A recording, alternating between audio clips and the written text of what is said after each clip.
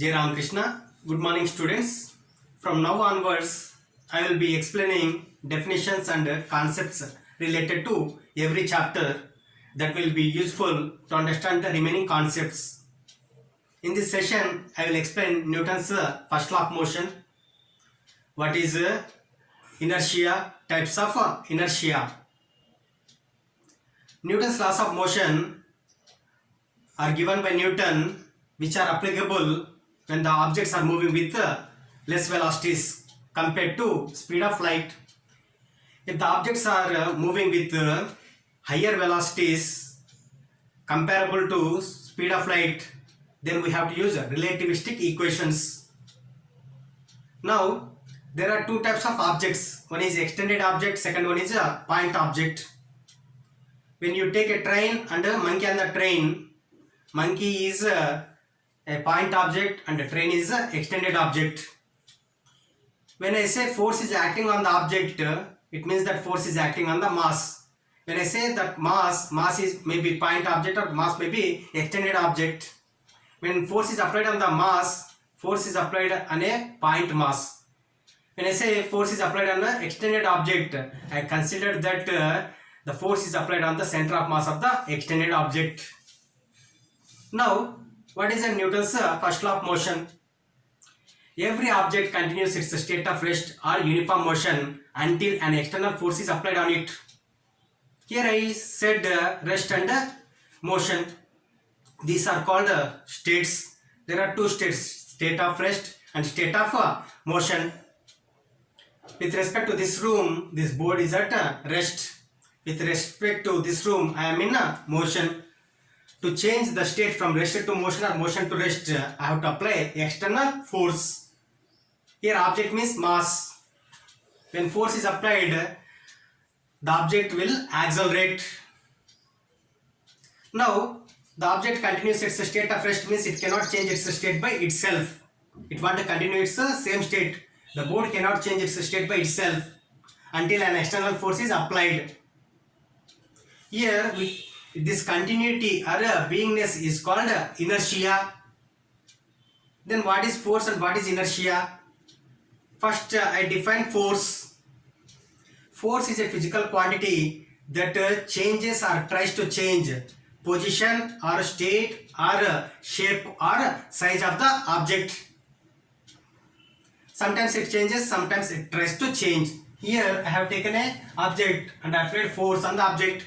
Because of this force, the position of the object is changed from one place to another place. If there is an object, on application of force, its state is changed from rest to motion. If there is a ball coming, it is in the state of motion. By applying force, I can stop it. I can change its state from motion to rest. If a ball is coming, by applying force, I can change its direction. If there is an object, I can change its state, its shape. If there is an object, I can change its size by applying force.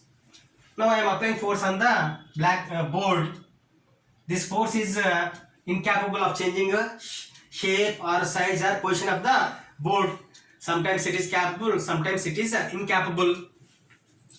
Now, what is inertia? The inability of the object to change its state by itself is called inertia.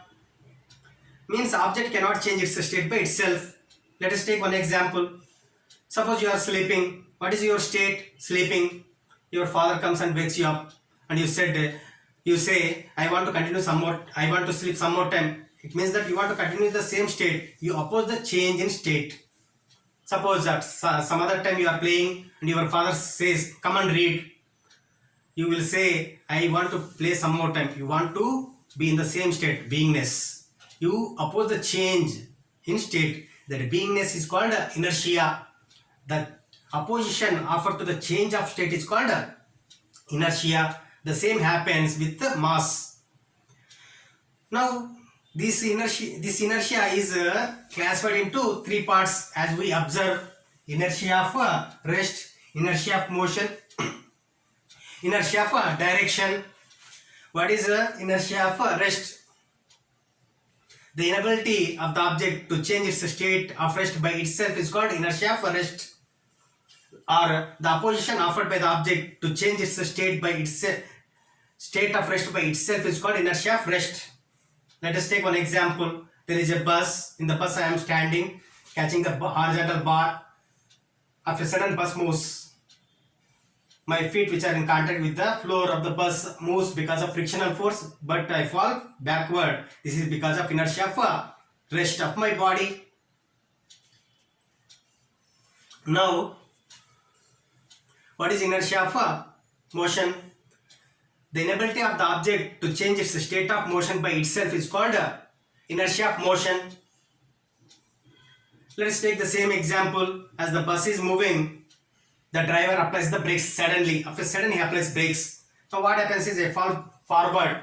Why I fall forward is what is the state of my body or mass? It is moving forward in this way.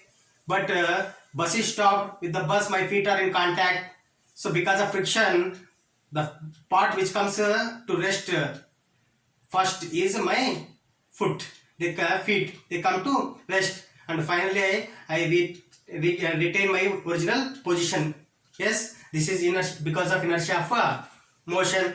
If I jump down a moving bus, I move or run in the direction of motion of the bus because of inertia of motion. Now, what is the inertia of direction? The inability of the object to change its direction by itself is called inertia of direction. Suppose in the bus it is going across negotiating a turn in the guard section. If a bus takes a left turn, you feel that you are falling outward or away from the center of the turning or curvature. This is because of inertia of direction. If there is a wheel and to sharpen the knives, if you observe, the sparks will be ejected tangentially. That is because of inertia of direction. Then what is the measure of inertia? Actually, moment of inertia is defined as a physical quantity, and inertia we measure in terms of mass. More the mass, more the inertia. Less the mass, less the inertia. What does it mean? Whatever may be the inertia of rest or inertia of motion or inertia of direction. Take a small cat and big elephant. We know that elephant has a larger mass compared to cat. So cat offers less inertia and elephant offers more inertia.